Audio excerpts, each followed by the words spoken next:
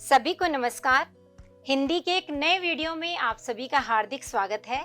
आपका जैसा रिस्पॉन्स मिल रहा है उसे देखकर लगता है कि आपकी रुचि हमारी वीडियोस में घट नहीं रही है। तो चलिए आज हम देखते हैं कविता हट नहीं रही है। कौन है इसके कवि? इसके कवि हैं सूर्यकांत त्रिपाठी निराला जी। तो क्या आपको नहीं लगता कि कविता के बारे में जानने से पहले एक बार हम कवि के बारे में ही जान लें? तो चलिए शुरू करते हैं। हम सूर्यकांत त्रिपाठी निराला जी का साहित्यिक परिचय देखते हैं। तो इनका जन्म 1899 में बंगाल के महिषादल रियासत जिला मेदिनीपुर में हुआ और ये अनेक भाषाओं के ज्ञाता थे। कौन कौन सी भाषाएं जानते थे? संस्कृत, बांग्ला, अंग्रेजी, संगीत, दर्शन शास्त्र, अनेक तरह के विषयों का इनको ज्ञान था और रामकृष्ण परमहंस की विचारधारा से ये बहुत अधिक प्रभावित थे। उसी के अनुरूप ही इस समाज को एक सही दिशा में ले जाने के लिए सदैव तत्पर रहते थे। और इनका पारिवारिक जीवन अगर हम देखें तो वह बहुत ही दुखों व संघर्षों से भरा हुआ था। पूरा जीवन इन्होंने स्वयं गरीबी में बिताया और पूरा जीवन संघर्ष ही करते रहे। और इनका जो साहित्यिक जीवन है इसी कारण से ही अनवरत संघर्षपूर्ण रहा। यानी इनके जीते जी तो इनकी कविताओं को जो प्रकाशक थे वो छापने को ही तैयार नहीं होते थे, परंतु मृत्यु के उपरांत उन्होंने देखा कि कितनी गहराई है और बाद में इन्हें बहुत अधिक सम्मान मिला। यानी जीवन भर ये संघर्षपूर्ण जीते रहे, परंतु मृत्यु के बाद लोगों को इनकी अहमियत और अधिक समझ में आई। 1961 में इनकी मृत्यु हुई।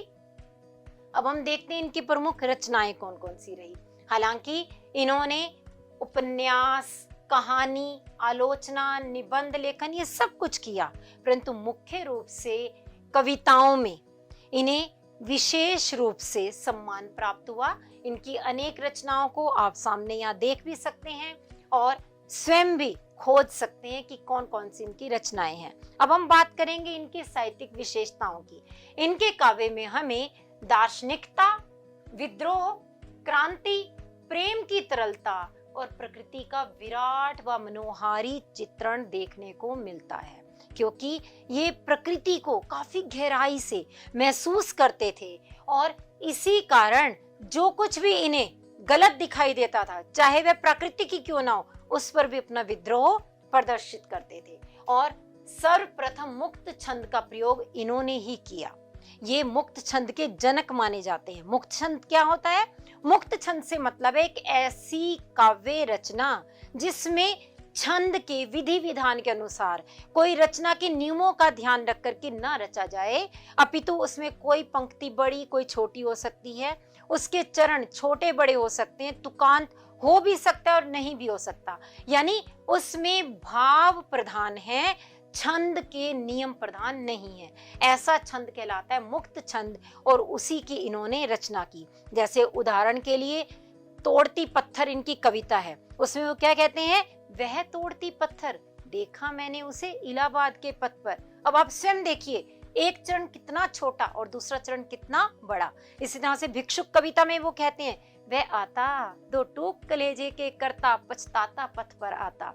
तो यानी चरणों की समानता, मात्राओं की समानता, वर्णों की समानता अनिवार्य नहीं, केवल भाव प्रधान है। तो ऐसे मुक्त छंद का प्रयोग इन्होंने सबसे पहले किया था। अंतर्मन के भावों का बाहर की दुनिया से सामंजस्य बिठाना, यह इनकी एक प्रमुख साहित्यिक विशेषता है। ये जो दिल से महसूस करते थे उसी को ही अपनी कविताओं में उड़ेल देते थे।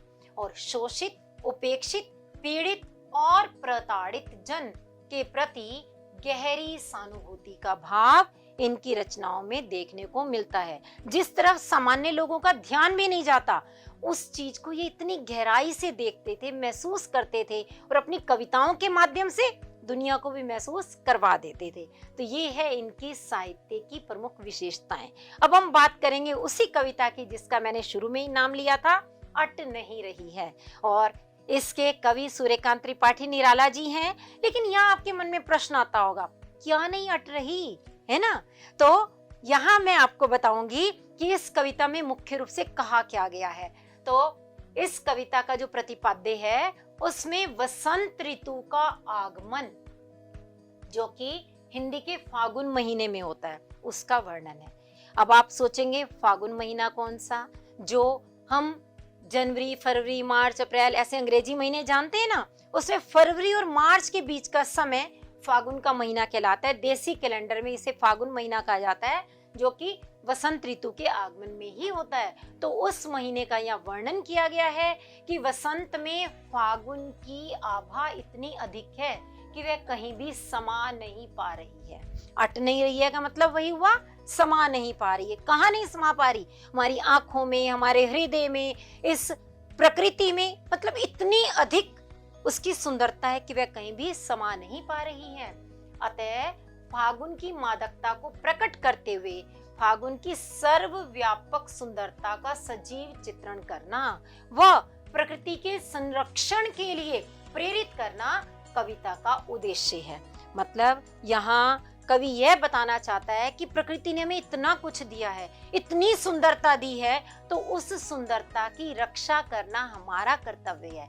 हम प्रकृति को संजो करके रखें। और वर्तमान परिप्रेक्ष्य में यदि हम देखें तो यह बात और अधिक सटीक साबित होती है, क्योंकि आज तो प्रकृति पर और अधिक ध्यान देने की आवश्यकता है। अपने पेड़ पौधों को और अधिक लगाने व उनकी सुरक्षा करने की आवश्यकता है। तो यह कविता आज के संदर्भ में बिल्कुल सटीक है, बहुत ही अच्छी, बहुत ही उचित, तो जिसके विषय में हम पढ़ेंगे अगले वीडियो में। लेकिन आज का वीडियो समाप्त करने से पहले आपके लिए थोड़ा सा अभ्यास कार्य तो बनता है, और वो क्या है कि सूर्यकांत त्रिपाठी निराला के साहित्यिक जीवन पर आप एक अनुच्छेद लिखिए व उनकी विभिन्न रचनाओं के विषय में जानकारी जुटाने का प्रयास कीजिए। जैसे मैंने इस वीडियो में आपको कुछ उदाहरण दे दिए, ऐसे अनेक रचनाएं हैं इनकी और एक से बढ़कर एक रचनाएं हैं, तो उनके विषय में आप स्वयं जानकारी जुटाइए।